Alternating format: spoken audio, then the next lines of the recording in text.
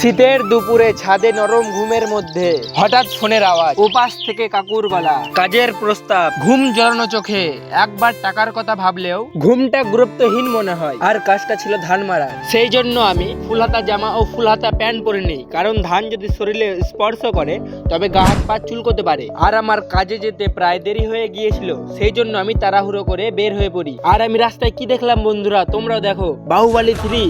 আর এই দাদু অফারও পেয়েছে বাহুবলী 3 সিনেমা করার। আর তোমরা কারা কারা দেখতে চাও কমেন্ট করো। আর কোনো কিছু আমি ফালতু না বকে এবার আমি কাজ করা শুরু করে দিই। আমার কাজটা ছিল প্রথমে ধানের হাঙা থেকে ধান ফেলা, আর কিছুক্ষণের মধ্যেই ধান মারাও শুরু হয়ে যায়। আর আজকে যতটা ধান মারবো আমরা, সেইটুকু ধান ফেলে আমি নিচে নেমে যাই। তারপর শুরু হয় ধান গাছের সাথে মহাযুদ্ধ। ধান গাছের গোড়াগুলো একবার বাঁ দিক একবার ডান দিক, এরকম 4টে লেয়ার দেওয়ার পর বোঝাটা আমি বেঁধে নিই।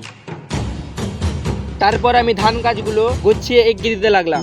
রাম রাম বন্ধুরা, এই ব্লগটা আমি এখানে শেষ করছি। আর তোমাদের যদি আমার ব্লগগুলো ভালো লাগে তবে অবশ্যই একটা লাইক করে দেবে।